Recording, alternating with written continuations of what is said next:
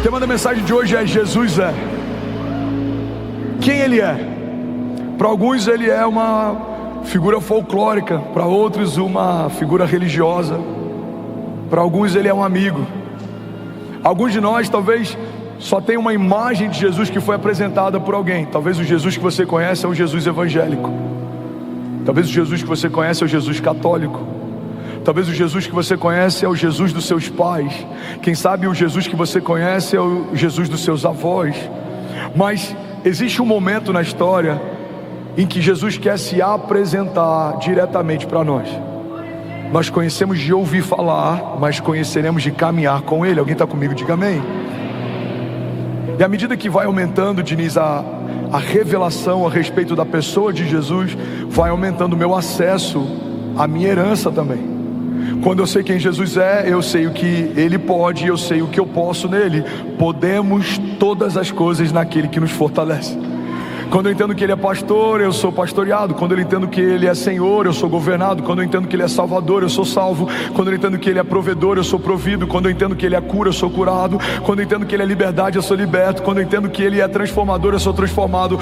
Mas quando eu tenho só uma revelação a respeito de quem Ele é, eu acesso uma das facetas do caráter de Jesus. Ele é, levante suas mãos, eu quero declarar isso com você em concordância. Ele é tudo em todos. Ele é o princípio e o fim de todas as coisas. Nele tudo subsiste, nada é mais poderoso do que Ele. Nenhum nome tem mais poder e autoridade do que o nome dEle. Ele está acima de todas as coisas e Ele está acima de qualquer temporada ou estação. Ele não está preso ao tempo, Ele não foi preso nem pela morte, Ele não está cativo. Ele ressuscitou ao terceiro dia e Ele voltou para contar história àqueles que aguardavam pelo seu retorno.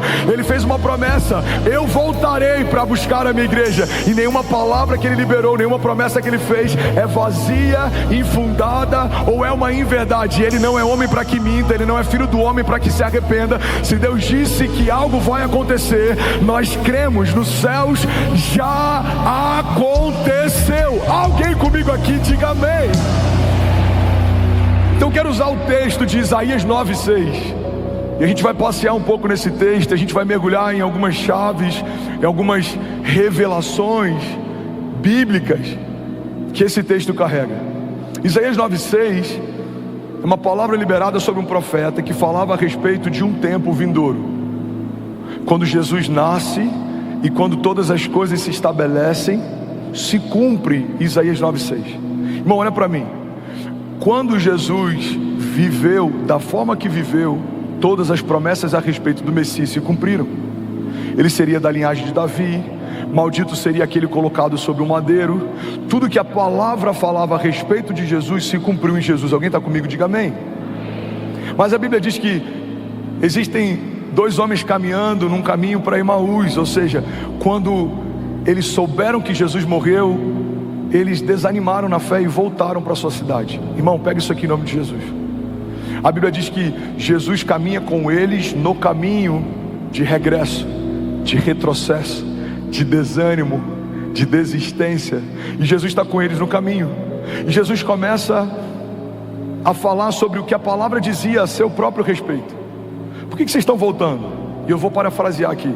A gente está voltando porque a gente achou que ele seria o Messias, mas mataram aquele que a gente imaginou que seria o nosso Salvador.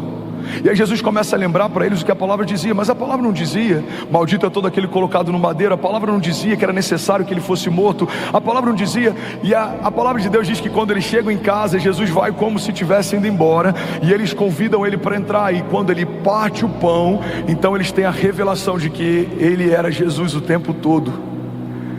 E eles falam entre si: não queimava o nosso coração quando ele dizia todas aquelas coisas? Vamos pegar isso aqui. Aqueles homens desanimaram porque se esqueceram do que a palavra dizia. Não acredite que você não vai desanimar se você se esquecer ou nem souber o que a palavra diz a seu respeito, a respeito do reino de Deus, a respeito das bênçãos de Deus, a respeito das heranças de Deus. Porque quando eu não conheço a palavra, eu não consigo viver a plenitude da vontade de Deus. A palavra de Deus diz: conhecereis a verdade e a verdade vos libertará. Entender quem Jesus é, saber quem Jesus é, não é uma opção para quem carrega uma fé cristã. É o ponto de partida. Saber quem Jesus é faz eu ter uma firme convicção naquilo que Ele pode. Crer naquilo que Ele pode me faz descansar na certeza de que mesmo que os dias sejam maus, Deus é bom. Mesmo que exista choro na minha noite, certamente a alegria vai vir pela manhã. Mesmo que os meus inimigos me sequem, maior é o que está em mim do que tudo que se levanta ao meu redor. Mesmo que o vale seja de sombra e morte, eu sei que existe uma mesa no final desse vale preparada para mim. E nessa mesa o Senhor vai me honrar, ungindo a minha cabeça com óleo, o meu cálice Ele vai fazer transbordar. Essa firme convicção faz com que eu não caminhe debaixo de conselhos de homens ou de opiniões de outros, mas debaixo de uma palavra de Deus. Faz com que eu não seja circunstancial. No dia bom eu estou feliz, no dia mau eu estou abatido. Não, em todo o tempo eu caminho debaixo de uma palavra. E mesmo que os dias passem, os tempos passem, mesmo que reinos passem, as palavras de Deus, elas não passarão. A firme convicção a respeito da pessoa de Jesus gera uma fé inabalável. Não existe espaço para dúvida, não existe espaço para inquietação, porque todo medo é uma expressão de dúvida. Eu tenho medo de morrer, é uma dúvida, eu não sei se eu vou continuar vivo. Eu tenho medo de não prosperar, é uma dúvida, eu não sei se eu vou ter provisão suficiente. Eu tenho medo de perder o coração dos meus filhos, é uma dúvida, eu não sei se o meu coração vai ser convertido a eles e o coração deles vai ser convertido ao meu. Todo medo é uma expressão de dúvida, mas a Bíblia diz que o verdadeiro amor lança fora todo medo. Ou seja, quando eu entendo que eu sou amado, não há espaço para medo. Levante suas mãos em nome de Jesus. Eu sei que Ele me amou primeiro, eu amo porque Ele me amou primeiro. Eu sei que a fé que eu carrego foi Ele quem deu, Ele é o autor e consumador da minha fé. Eu sei que toda palavra liberada sobre mim antecede a minha existência. O meu chamado não é uma resposta para uma necessidade da terra. O meu chamado foi estabelecido pelos céus antes da terra existir. Eu sei que Ele sabe quem eu sou. Eu sei que Ele me chama pelo meu nome antes dos meus pais me nomearem. Eu sei que Ele é fiel e justo. Eu sei que Ele é galardoador. Eu sei que Ele vive. Eu sei que o meu rei reina de geração em geração. E mesmo que homens se levantem, crises se estabeleçam, coisas fujam do meu controle, nada foge do controle de Deus. Tem momentos que as coisas parecem que estão desmoronando, eu sei, elas só estão se encaixando. Ele pega toda a crise e transforma em testemunho. Ele pega toda a dor e transforma em algo novo. Deus está fazendo uma coisa nova diante dos nossos olhos. Eu sei porque sei que Ele sabe quem eu sou, Ele sabe o que eu preciso, Ele sabe o que me falta, porque só quem me viu completo sabe qual parte falta quando me vê em cacos. Ele me fez pleno, Ele me fez inteiro. Então tudo que falta em mim, aquele que me fez sabe o que falta. Ele supre toda a minha necessidade. Tudo que falta em mim escorre dele. Se eu estou doente, Ele é a cura. Se eu estou cansado, Ele é o renovo. Se eu estou perdido, Ele é o caminho. Se eu estou condenado, Ele é o meu salvador. Se eu estou vivendo períodos de escassez, Ele é o Jeová Jireh, Ele é a minha provisão, Ele é a minha bandeira, Jeová Nissi. Ele é bom em todo o tempo, Ele é presente, Ele é Emanuel, Deus conosco, Ele é Yahvé. Ele é. Você pode declarar isso comigo? Diga: Deus não existe. Diga: Ele é. Você sabia que Deus não existe? Fala para quem está ao seu lado: Deus não existe. Vai ter um monte de ateu agora celebrando. Eu sempre achei isso. Eu já sabia. Pois é, eu preciso concordar com você que é ateu. Deus não existe. Ele é. Porque tudo que existe hoje foi criado um dia, mas Ele é antes de qualquer coisa existir. Quando perguntam quem você é, Ele diz: eu sou o que sou. João diz: no princípio Ele era o Verbo estava com Deus, o Verbo era Deus, e todas as coisas foram feitas por meio dele, e sem Ele nada do que foi feito se fez. Então a terra existe, Ele fez. O dia e a noite existem, Ele estabeleceu. Os frutos existem, Ele criou. Mas quem criou tudo que existe? Aquele que era, aquele que é e aquele que há de vir. Ele não é temporário, Ele não é transitório, Ele não é limitado, Ele não é humano. embora tenha se feito humano, para caminhar entre aquilo que Ele fez. Ele é o princípio e o fim. Alguém está comigo? Diga amém. Então vamos para o texto. Alguém está recebendo algo de Deus aqui? Diga amém. Isaías 9,6 diz: porque um menino nos nasceu, um filho nos foi dado, e o governo está sobre os seus ombros, e ele será chamado Maravilhoso Conselheiro, Deus Forte, Pai da Eternidade e Príncipe da Paz. Alguém pode dizer glória a Deus por isso? Primeira coisa que eu quero chamar a tua atenção é que a Bíblia diz que um menino nos nasceu e um filho nos foi dado. Olha para mim, irmão. Deus é um Deus de processos. Deus poderia descer dos céus com 30 anos e começar o seu ministério assim que desceu. Mas a maior parte da criação ia contestar Deus no meio das crises, porque a gente ia dizer: você não sabe o que eu estou enfrentando, você não sabe o que eu estou vivendo. É fácil você falar, você é Deus, mas olha a humilhação que eu estou passando, olha a crise que eu estou vivendo. Por que Deus enfrenta todos os processos? Porque quando você é gerado no ventre da sua mãe, você ocupa o mesmo lugar que um dia Jesus ocupou. Quando você é traído por alguém que você ama, você sente a mesma coisa que Jesus sentiu. Quando você escolhe alguém que te abandona, você vai experimentar a mesma coisa que Jesus experimentou. Quando você precisa de provisão sobrenatural para suprir uma necessidade, você vai viver a mesma coisa que Jesus viveu. Pedro pesca um peixe, da boca do peixe uma moeda de ouro supra a necessidade dele. Eles estão no meio de um deserto, o povo está com fome, e 5 pães e 2 peixinhos multiplicam, toda uma multidão é suprida. Ele vive livramento, ele está sofrendo perseguição, homens fazem estratégias para tentar cercá-lo, para tentar pará-lo. Então tudo que você vive, irmão, olha para mim, pega isso aqui, tudo que você vive, Jesus viveu. E tudo que você vai vencer, Jesus venceu. É por isso que essa declaração, somos mais do que vencedores, é um lugar mais alto do que ser apenas vencedor. Você quer um exemplo? Você pode ser um campeão do UFC, você pode ser um campeão de boxe, você pode ser o que for. A cada luta que você defende o cinturão, existe uma possibilidade de você perdê-lo. Mas qual é, Edmilson, um lugar mais alto do que vencedor? É alguém que é mais do que vencedor, ou seja, as suas vitórias já foram estabelecidas no tempo passado. Então o que você vai conquistar no futuro já foi conquistado no passado. Cada porta que você vai acessar, cada milagre que você vai viver, cada promessa que vai se cumprir, não tem a ver com a sua performance atual, tem a ver com a performance final de Jesus. Não é porque eu abri as minhas mãos no culto de domingo, é porque Jesus se entregou de braços abertos há 2000 anos atrás. Alguém comigo aqui?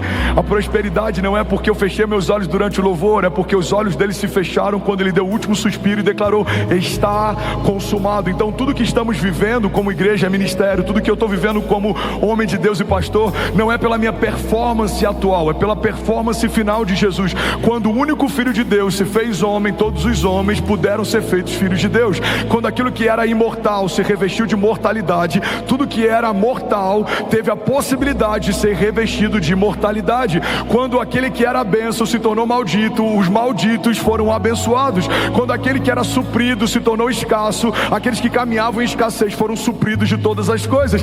Quando o Filho de Deus se tornou o pecado, os pecadores foram feitos justiça de Deus. Alguém comigo aqui? O menino nos nasceu e o filho nos foi dado, ou seja, Deus gerou no ventre de uma mulher comum o seu filho, de uma semente incorruptível. Por que Jesus não nasceu a partir do sêmen de José? A palavra semente no original vem de sêmen, porque essa semente de José seria corruptível. Então a semente incorruptível é incubada, é colocada, é semeada dentro de um ventre virgem. Não há mancha, não há pecado, não há mácula, não há nada. Jesus, desde o princípio até o fim, é encontrado sem pecado. A Bíblia diz que aquele que não cometeu pecado se fez pecado por nós, para que fôssemos feitos justiça de Deus. Então essa semente incorruptível, ela é colocada dentro de um ventre virgem. Irmão, o que Jesus está vivendo desde o princípio? Impossibilidade. Fala comigo. Impossibilidade é o melhor cenário para conhecermos a pessoa de Jesus. Alguém está recebendo algo de Deus aqui?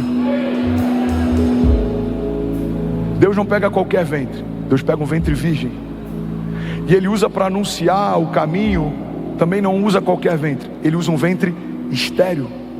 Ele submete um ventre estéril de Isabel a vida de João Batista, a voz que clama no deserto. E Ele submete sobre um ventre virgem de Maria o seu próprio filho. O que Deus está deixando claro para a criação?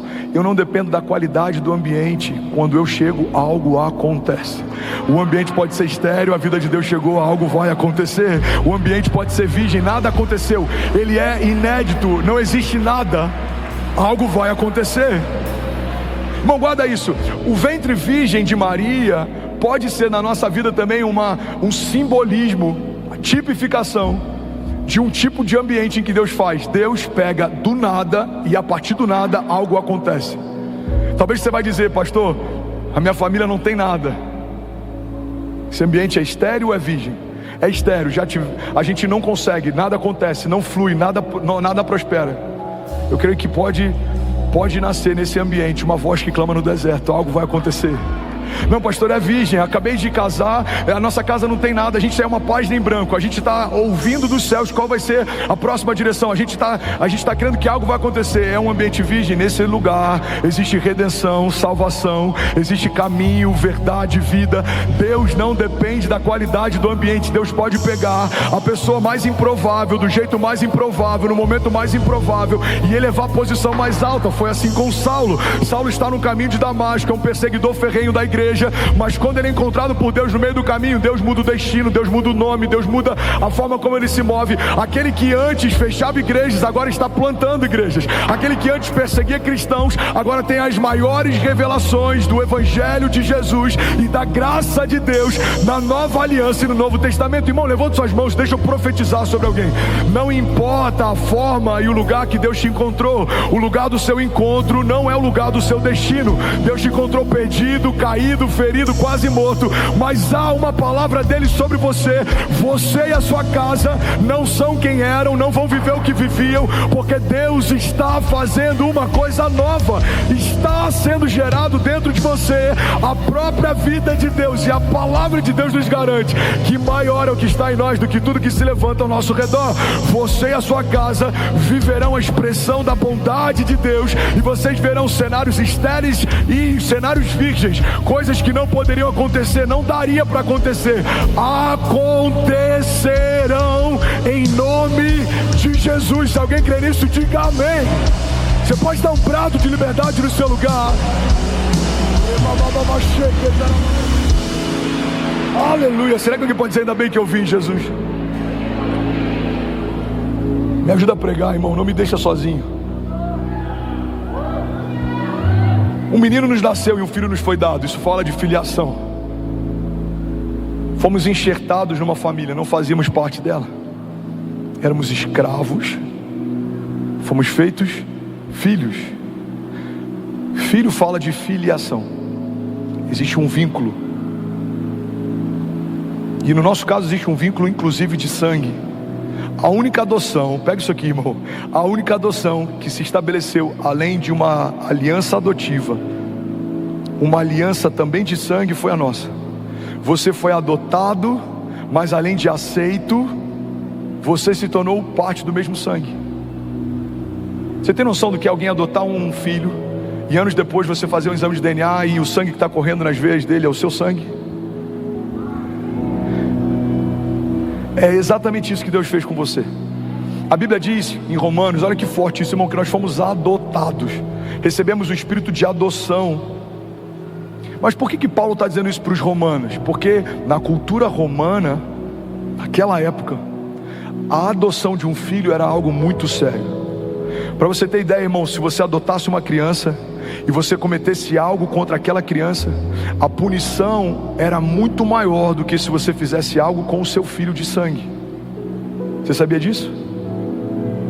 Mas por que os romanos entendiam assim? Porque eles entendiam que um filho de sangue pode ter sido gerado por um descuido, pode ter sido gerado por algum motivo, mas um filho adotivo não, você escolheu ter. É uma decisão consciente. Então para os romanos, um filho adotivo ele recebia mais cuidado e estava debaixo de mais responsabilidade dos pais do que um filho natural. O que a palavra de Deus está dizendo para nós? Deus adotou você. Não, eu vou falar de novo, alguém vai pegar isso aqui, você vai celebrar. Deus adotou você. Você não tinha filiação, mas Deus trouxe você para dentro da própria casa. Deus enxertou você dentro da própria família. Deus colocou o próprio sangue em você. Você está debaixo de uma aliança incorruptível. Estamos debaixo de uma aliança superior, aquela que foi feita com Noé, aquela que foi feita com Davi, superior àquela que foi feita com Moisés.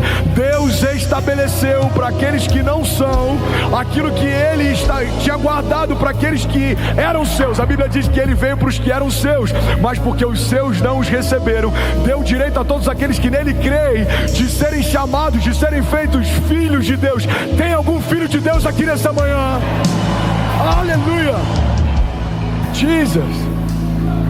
Ainda bem que eu vi Jesus. A palavra de Deus diz: um filho nos foi dado e o governo está sobre os seus ombros. Diga: o governo está sobre os seus ombros.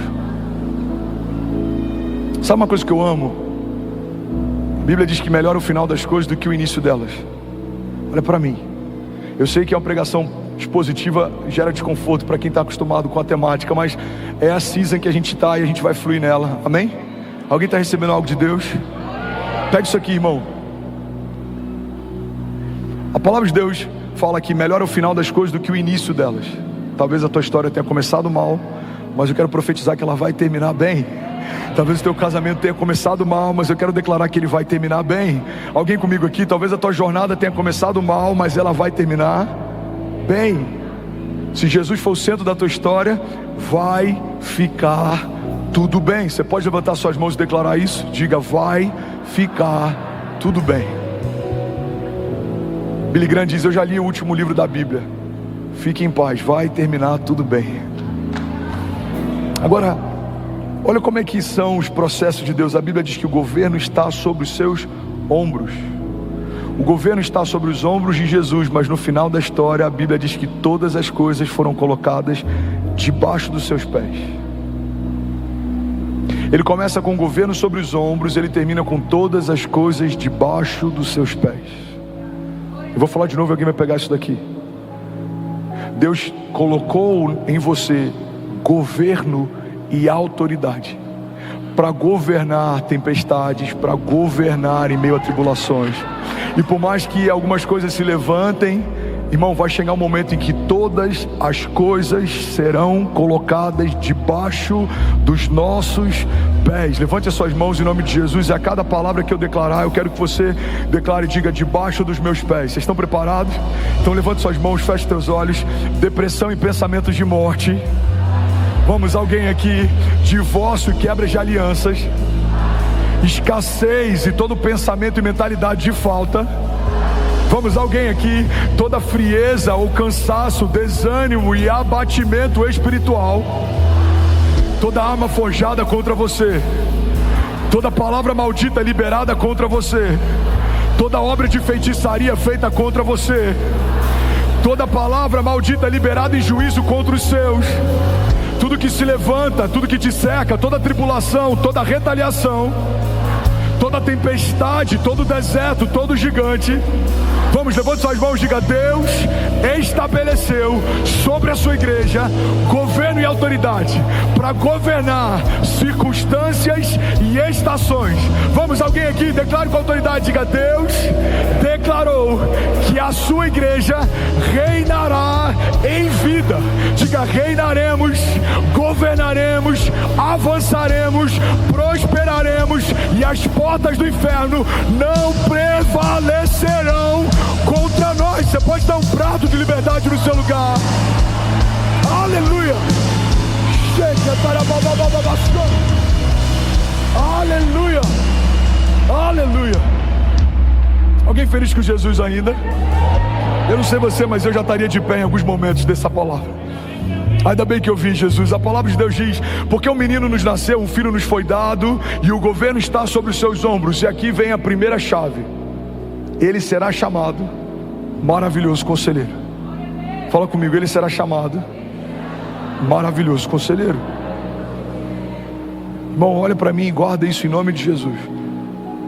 Tem muita gente chamando de silêncio de Deus o que Deus chama de falta de intimidade. Tem muita gente chamando de silêncio de Deus o que Deus chama de falta de intimidade. Ele é o maravilhoso conselheiro. Sabe, a palavra não pode cancelar aquilo que ela já estabeleceu. Deus não pode mentir a respeito de quem diz ser, porque isso feriria o seu próprio caráter.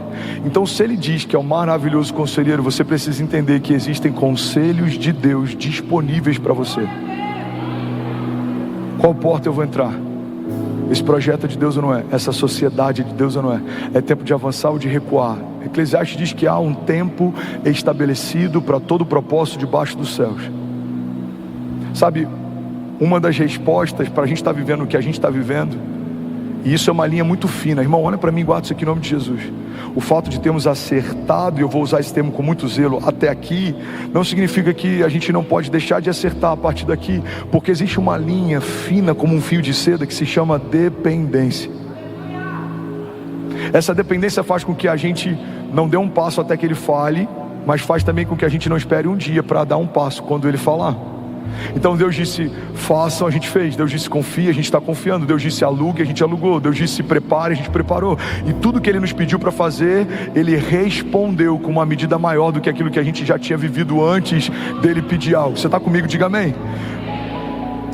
E se eu te disser que estamos nesse novo espaço, estamos sonhando, mas já estamos sonhando com mais um espaço para ampliar esse campus? Alguém consegue crer nisso? E se eu te disser que pelos olhos da fé eu já consigo ver uma universidade cristã no coração da nossa igreja? Alguém pode dizer glória a Deus por isso? E se eu te disser que já estamos sonhando e conversando e negociando uma escola confessional trilingüe que vai educar os nossos filhos em 3 idiomas e eles ouvirão a respeito da palavra da fé enquanto estudam? Alguém pode dizer glória a Deus por isso? E se eu te disser que muitas conferências que profetizamos há um ano atrás que elas viriam aqui, já estamos conversando e as datas estão sendo fechadas e nós sediaremos conferências de avivamento internacional? Alguém pode dizer glória a Deus por isso? E se eu te disser que nações já estão conversando a respeito daquilo que Deus está fazendo e que aquilo que profetizamos nesse ano, tudo que era grande mais vai se tornar pequeno, já está acontecendo? Será que alguém pode dizer glória a Deus por isso? Será que você pode celebrar Jesus no seu lugar? Aleluia, aleluia, aleluia. Mas como é possível, pastor, entrar debaixo dessa convergência? O que é convergência, pastor? Convergência é você se tornar quem nasceu para ser e você está onde Deus te chamou para estar. Como é possível? Ouvindo o maravilhoso conselheiro. Ele diz comprem, comprem. Ele diz vendam, vendam. Ele diz façam, façam. Ele diz doem, doem. Ele diz parem, parem. Ele diz avancem, avancem. Sabe qual é o nosso problema? Às vezes a gente permanece em lugares que a gente deveria passar e a gente passa por lugares que a gente deveria permanecer. A palavra de Deus diz que Jesus está dormindo numa tempestade e os discípulos estão desesperados. Jesus dorme e os discípulos se desesperam. Você está comigo? Mas a Bíblia diz que nos momentos finais de Jesus, Malaco, olha isso aqui que forte. Jesus está angustiado. A Bíblia diz que ele sente uma angústia mortal, ele transpira sangue. E ele pede para os discípulos que os discípulos orem. E quando ele retorna, os discípulos estão dormindo. Quando Jesus fala para descansar, eles se desesperam. Quando Jesus fala para eles clamarem, eles dormem. Irmão, o que vai definir a medida e a velocidade da sua jornada de fé é o quão alinhado você está com os batimentos do coração de Jesus. A palavra concordância no original vem de concordes. A etimologia da palavra concordância é concordes, ou seja, corações alinhados. A palavra discordância vem de discordes, corações desalinhados, desconectados. Quando a palavra nos aconselha a caminhar em concordância, é porque a única forma de você viver a plenitude da vontade de Deus é o seu coração batendo na frequência do coração de Deus. Eu sei o que Ele me pede, eu sei o que Ele espera, eu sei o que Ele preparou, eu sei o que Ele está fazendo. Você já viu alguém que vive 10 anos em um? Você já viu pessoas que estão debaixo de uma estação de aceleração? Significa que alguém ouviu dos céus algo e está se movendo debaixo do que ouviu. Agora, isso não é uma garantia que você vai viver assim para sempre. A gente conhece homens de Deus e ministérios que por um período foram acelerados e por um momento eles estagnaram. Por quê? Porque às vezes a gente aprende um modus operandi para uma estação e a gente quer caminhar debaixo desse modus operandi a vida inteira, mas não é assim que os céus trabalham. Se você não estiver debaixo da coluna, vai ter algum momento que os céus se moveram, as nuvens se foram e você ficou para trás, porque você prefere fazer o que Deus te ensinou no passado. Mas Deus não está preso a um tempo. Existem linguagens de Deus, existem formas de Deus, existem movimentos de Deus que eles são cíclicos. Existe uma janela e essa janela se abre, mas essa janela também se fecha. E para você viver debaixo dessa aceleração constante, para você viver de glória em glória, de mover em mover, de romper em romper, você precisa acessar os conselhos do maravilhoso conselheiro. Você vai discernir tempos e estações. A Bíblia diz que o sábio discerne a todos e por ninguém ele é discernido. A Bíblia diz que o sábio discerne o tempo e o modo de todas as coisas. Ele entende como fazer e quando fazer. Eu quero abençoar e profetizar sobre alguém aqui. Levante suas mãos. Eu declaro em nome de Jesus sobre você um espírito de sabedoria. Você não vai viver debaixo de opinião de homens. Você não vai depender de indicativos naturais. Alguém pode te dizer: olha, a previsão do tempo é chuva, mas eu creio que em alguns momentos nós clamaremos e veremos os céus se abrindo, porque Deus recebeu o nosso clamor. O indicativo financeiro vai dizer: não invista, não é momento para isso. Mas alguém aqui vai receber de Deus uma palavra: coloca todo o teu recurso nesse projeto, e você vai colocar e ele vai prosperar, porque você não se moveu por um indicativo de homens, mas você se moveu por uma palavra de Deus. Em alguns momentos os indicativos dirão: o tempo é de crise, você vai viver em paz. Os indicativos dirão: o tempo é de escassez, você vai transbordar e prosperar como nunca antes, porque aqueles que caminham debaixo da mão de Deus e do conselho que sai da boca dele são como aqueles que não confiam em carros ou em cavalos, mas confiam no poderoso eu sou. Deus disse que vai acontecer, nós cremos, já aconteceu. Você pode dar um brado de liberdade no seu lugar.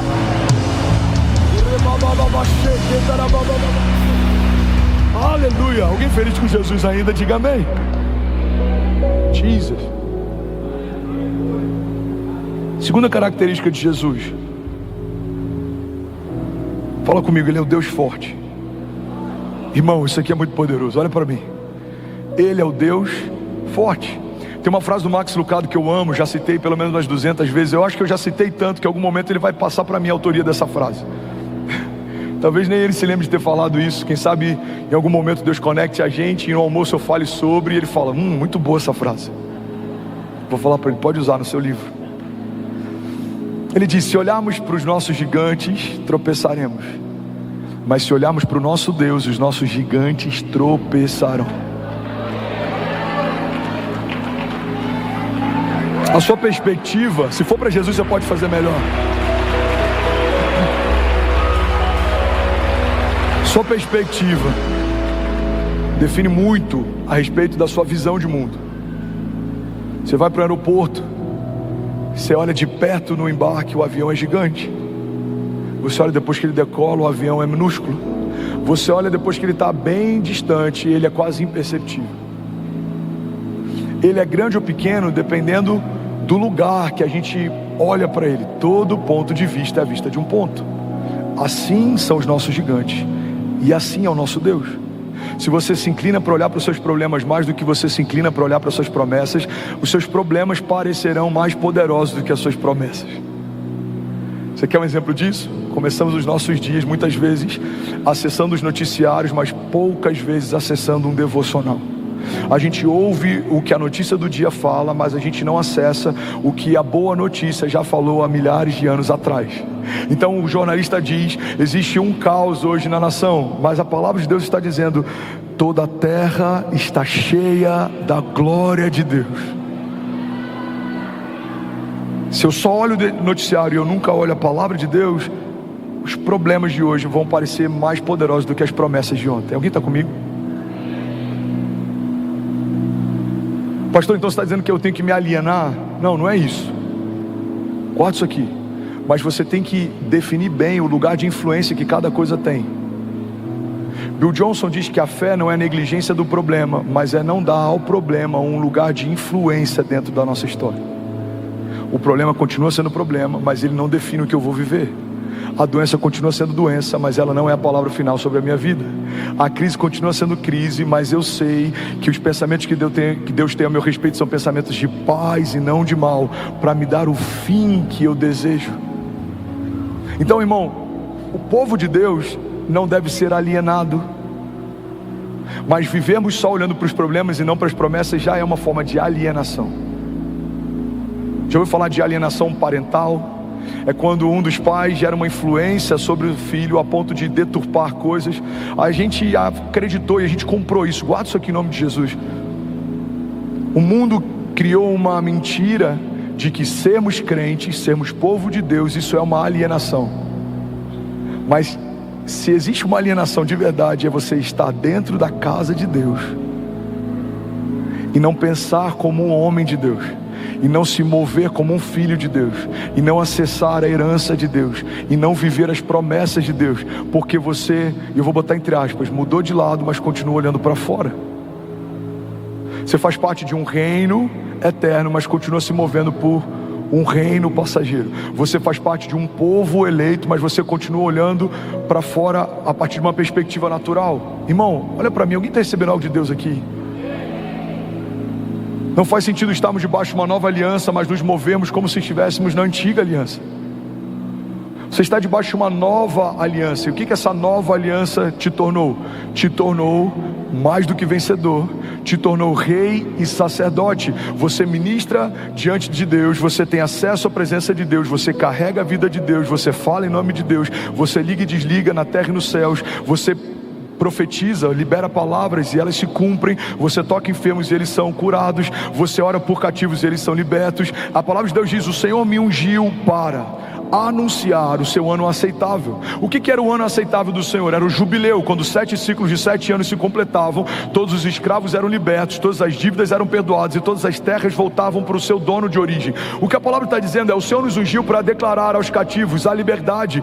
A sua dívida foi paga, as algemas foram quebradas, você não é mais cativo, as cadeias se romperam. Se Cristo nos libertou, verdadeiramente somos livres. Qual é a boa notícia que nós temos para os enfermos? Isaías 53 declara: certamente Ele levou sobre si as nossas doenças e enfermidades, e o castigo que nos trouxe a paz estava sobre Ele, pelas suas pisaduras nós fomos sarados. As terras voltam ao lugar de origem. Aonde você colocar a planta dos seus pés, abençoado será.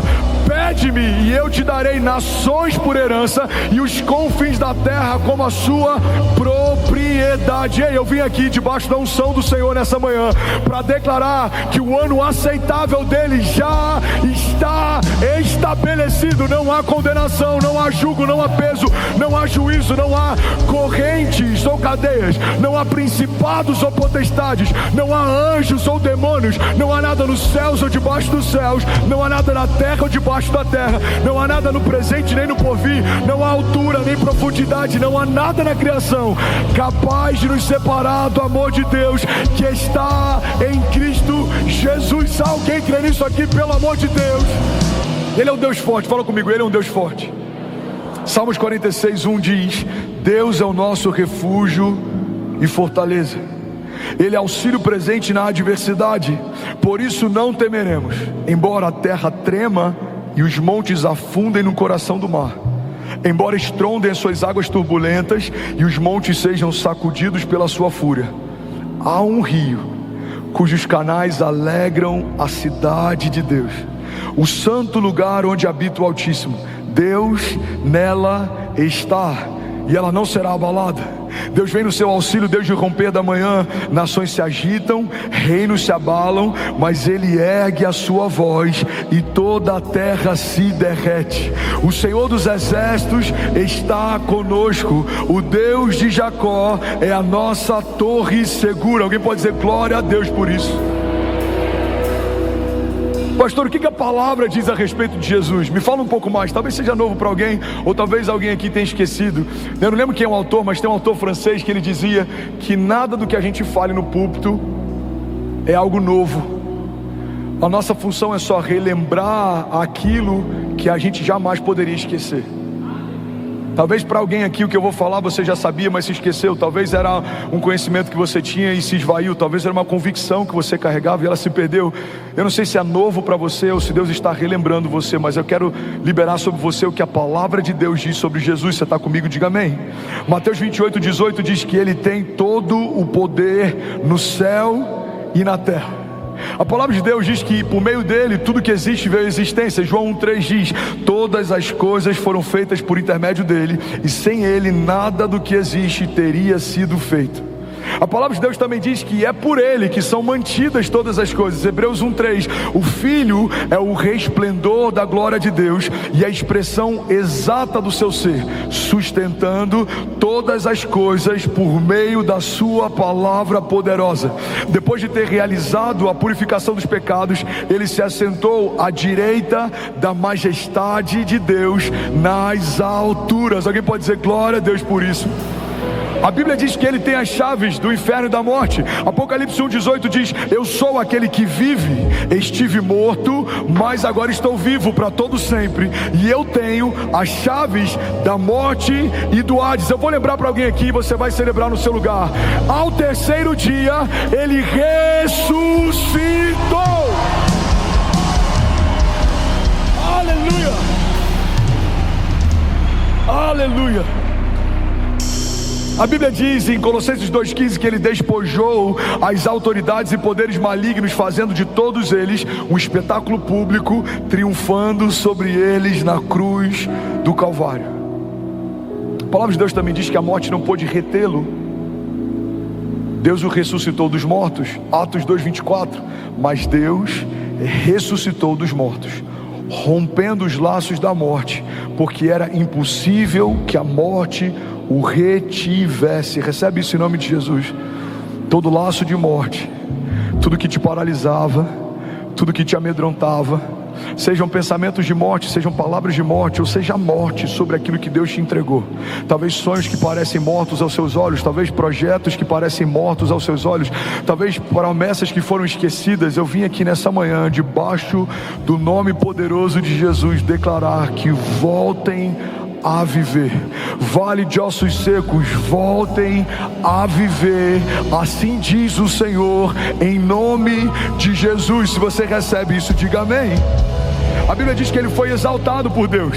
Filipenses 2:9 diz: por isso Deus o exaltou à mais alta posição e lhe deu um nome que está acima de todo nome, para que ao nome de Jesus se dobre todo o joelho nos céus e na terra e debaixo da terra, e toda língua confesse que Jesus Cristo é o Senhor, para a glória de Deus Pai. Alguém pode dizer glória a Deus por isso? A Bíblia diz que ele reinará e que todos os inimigos serão colocados debaixo dos seus pés. 1 Coríntios 15:24 diz: então virá o fim, e quando ele entregar o reino a Deus, o Pai, depois de ter destruído todo o domínio, toda a autoridade, todo o poder, pois é necessário que ele reine até que os seus inimigos sejam postos debaixo dos seus pés. E o último inimigo a ser destruído é a morte. Alguém pode dizer glória a Deus por isso? Terceira característica de Jesus, fala comigo: ele é o Pai da eternidade. Não, fala como quem crê nisso, diga: ele é o Pai da eternidade. Bom, olha para mim, guarda isso aqui. Tem alguém aqui que enfrenta a ansiedade? Eu vou te dar uma chave que vai mudar a tua história. Como Jesus consegue dormir em meio a uma tempestade? Qual é o segredo? Qual é o princípio? Qual é a chave? A gente aprende algo inclusive nesse dia com Jesus que é poderoso demais. Irmão, guarda isso aqui. Jesus estabelece um princípio: só pode dominar tempestades quem consegue dormir em meio a elas. Você só vai dominar os inimigos que não roubam o teu sono, porque a partir do momento que eles te amedrontam, você saiu desse lugar de autoridade. Por que Davi derruba um gigante? Porque a despeito do que todos os soldados pensavam sobre aquele homem, Davi foi o único que olhou para ele e viu a ausência de aliança. Davi olha para ele e fala: quem é esse incircunciso? Ou seja, quem é esse homem que não caminha debaixo de uma aliança de Deus, provocando aqueles que foram chamados por Deus? Se você olha para os seus inimigos de uma forma mais elevada do que eles são, você sempre vai achar que não vai conseguir vencê-los. Mas se você olha para os seus inimigos do tamanho que de fato eles são, você não vai ter dúvida: Jesus já venceu cada um deles por mim. Jesus, ele acalma a tempestade, mas antes ele dorme no meio dela. Você só vai dominar a tempestade que você consegue dormir em meio a elas. Alguém pega isso aqui em nome de Jesus. Mas tem um princípio nisso. Ele é o Pai da eternidade. Ele é onisciente. E Ele conhecia toda a palavra. Ele é o verbo. Ele é a palavra. Você está comigo? Então o Pai já havia dito que Ele seria morto numa cruz. Dani, o Pai já tinha dito: você vai ser enviado e você vai ser feito maldito no madeiro, Bia. Então quando existe uma tempestade, eu imagino Jesus olhando para as ondas e Ele fala: meu Pai já disse que não é afogado que eu vou morrer. Então hoje não é o meu dia. Quando você conhece o seu futuro, você não fica angustiado durante os processos do seu tempo presente. Por quê? Porque você já ouviu de Deus a última palavra a seu respeito. Irmão, pega isso aqui. Jesus trabalhou com algo que não é uma coincidência. Jesus trabalhou todos os dias com os mesmos elementos que o crucificariam. Jesus era carpinteiro, Jesus era construtor. Ele trabalhava com prego, Ronaldo, ele trabalhava com martelo, ele trabalhava com madeira. Pega isso aqui, irmão. Quantos aqui creem que de fato Jesus sabia que a cruz o aguardava? Quantos aqui entendem que a cruz não foi um problema, a cruz era a promessa? Quantos aqui então entendem que todos os dias Jesus trabalhou com os elementos que daqui a algum tempo iriam crucificá-lo?